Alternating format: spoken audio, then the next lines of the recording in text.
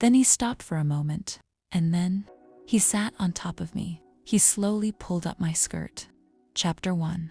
A Spark on the Beach. My name is Serafina.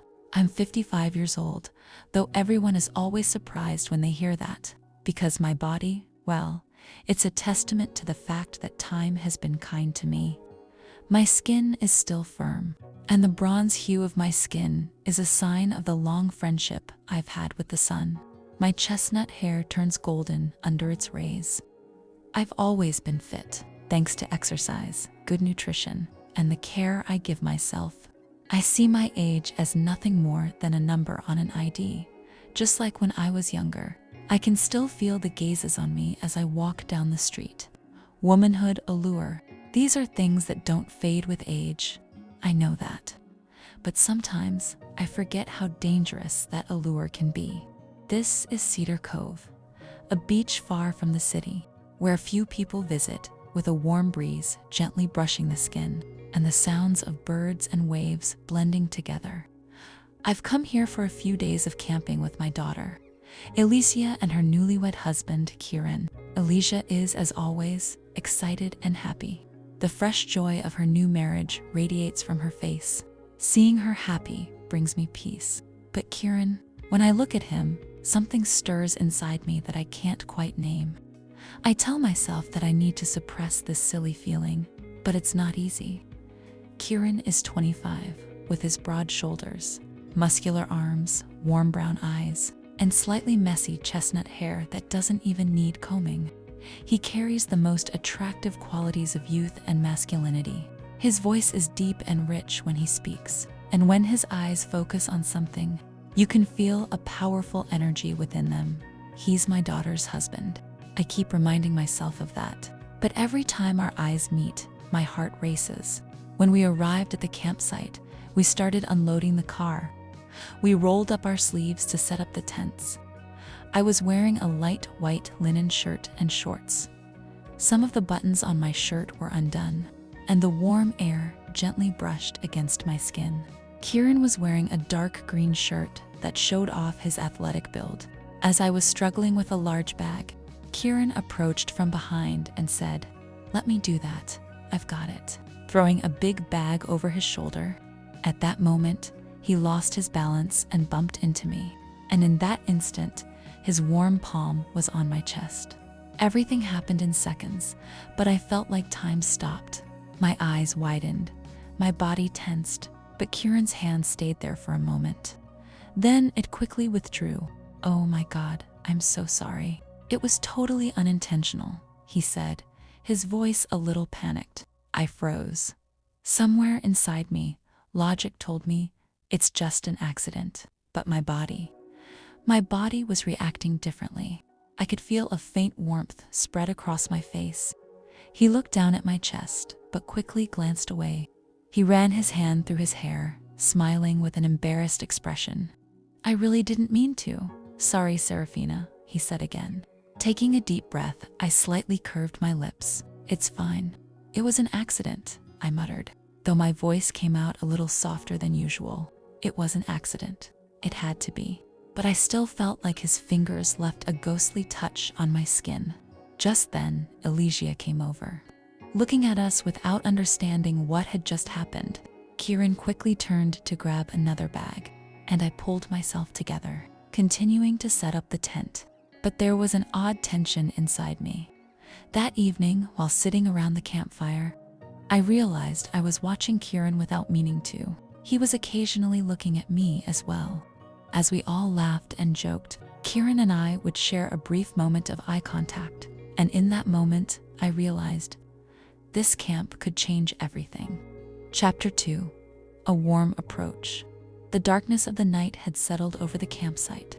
As the orange flames of the fire flickered, a warm sense of peace surrounded us. The rhythmic sound of the waves, combined with the soft breeze, added a melody to the night. There was a feeling of unease inside me, but from the outside, everything seemed as it should be. Elysia, exhausted from the day, had already gone to the tent. She had called me to join her, but I didn't feel like it. "I'll stay out a bit longer," I had told her. And now, here I am, alone with Kieran. He's sitting across from me, leaning back slightly, a bottle of beer in his hand. His dark green shirt is slightly pulled up, revealing the sun-kissed firmness of his abs. He brings the beer to his lips, takes a sip. We don't look away. I've never stared at Kieran this long before. I'd never let him look at me like this either. But now things were different. As the firelight danced on my skin, my thin linen shirt clung even more tightly to me with the heat of the flames. I was trying to forget what had happened, but my body hadn't forgotten. It still felt like his fingerprints were lingering on my chest. Kieran suddenly broke the silence. "Serafina, I'm sorry about what happened today." I raised my eyebrows and turned to him. His tone was different. It wasn't just nervousness, it was curiosity, mixed with something else. Guilt. I smiled, biting my lower lip. "I told you, it was an accident." "It was," he nodded, but didn't look away. "But I don't know." In that moment, it felt strange. I opened my mouth but didn't know what to say. Something inside me trembled. Strange? What did he mean? I was trying to push away the feelings I had for Kieran. I kept telling myself that it was just an illusion, but Kieran felt it too. He was aware. I wanted to look away, but I couldn't. I swallowed. "Kieran," I couldn't find the words. We were frozen in place, locked in eye contact, as the fire crackled in the background. Kieran leaned in slightly, and then I felt it, his leg brushing against mine as he moved closer. The heat of his skin was felt even through the fabric. In that moment, something that had been dormant inside me for years was waking up. Forbidden, dangerous, but undeniable. I quickly pulled my hand away, but my breath instinctively quickened. "I should go," I said, as if not leaving would make everything spiral out of control. I stood up, but my head was slightly spinning, maybe from the wine I'd had, or maybe Kieran's proximity had made me drunk. I took one last look at him. He stood up too, but this time he was closer, just a few inches away. I could feel his breath. And then something completely unexpected happened. He lightly placed his fingertips on my arm, a small, subtle touch, but it echoed inside me. "Sweet dreams, Serafina," he said, his voice low and deep. I turned my back and hurried toward the tent. But that night, I couldn't sleep because something inside me had changed, and there was no going back. Chapter 3. The Hot Touch of Sin. I woke up to the morning sun's rays filtering through the thin fabric of the tent, hitting my face, but my mind was still stuck in the events of the night. Kieran's voice, the fleeting touch I felt on my skin, those looks that quickened my heartbeat. I stretched under the blanket and opened my eyes. When I unzipped the tent, I saw that the embers of the campfire were still smoldering lightly. The waves were gently caressing the shore in the soft light of the morning. Elysia was still asleep. Kieran, however, was already awake. Standing a few meters away on the beach, gazing out at the sea, he was shirtless, wearing only shorts. His sun-kissed back glistened in the early morning light. I walked toward him. "You're up early," I said. He turned to me and smiled. I couldn't sleep. Me neither. There was a brief silence. Then, Kieran raised an eyebrow and held up the bottle of sunscreen in his hand. "Could you put some on my back?" I took a deep breath. It was a simple request, innocent, but a strange wave of excitement surged inside me. "Of course," I said, trying to make sure my voice didn't tremble. Kieran sat down on the ground, and I knelt on my knees. I poured the sunscreen into my hand, and as the cool lotion warmed in my palms, I slowly placed my hands on his back, and I touched him, his muscular, warm skin. As my fingers spread across his shoulders, Kieran's breath hitched for a moment, but he didn't say anything. Neither did I. I spread the lotion across his shoulders and the curves of his back, but without realizing it, I was making longer, more careful motions. As my hands slid toward his waist, Kieran leaned back slightly, and suddenly, he grabbed my hand, stopping me. Our hands touched. He looked at me. The sun illuminated his face. Something was burning inside me. I wanted to breathe, but the air caught in my throat. Kieran tilted his head slightly. Thanks. Our hands were still touching. We were so close. And in that moment, I realized this was no innocent touch. This was a test, and we were losing. Chapter 4, Surprise from Behind. He looked at me with a bottle of sun cream and smiled. Your skin seems to be very sensitive, he said. I don't want you to burn. I had to stop her.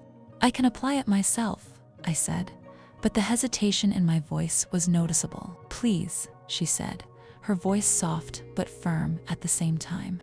I bowed my head without saying anything. Kieran knelt behind me. I flinched slightly when the cold lotion touched my back. But what really startled me were Kieran's hands. At first, he began to spread the cream with slow, careful movements. But then, his fingertips went further down my thigh. His touch became a little heavier. My breathing became irregular. Then he stopped for a moment, as if he was taking off his shorts. And then, he sat on top of me. He slowly pulled up my skirt, and then he continued. It was something I hadn't expected. My hands involuntarily buried in the sand. All the moral walls inside me were crumbling. My heart was beating out of my chest. My brain was saying no, and my body was saying something else. But at that very moment, there was a voice. Elysia's voice. Kieran. Suddenly startled, I stepped forward and pulled down my skirt. Kieran quickly put on his shorts and went into the sea. Elysia came out of the tent and walked towards us. She had a puzzled look on her face. She hadn't realized anything, but if the tent had been a little closer, she might have noticed everything. Guilt and desire mingled inside me. I questioned what we had done, but my body was still in the moment. It would remain a secret, but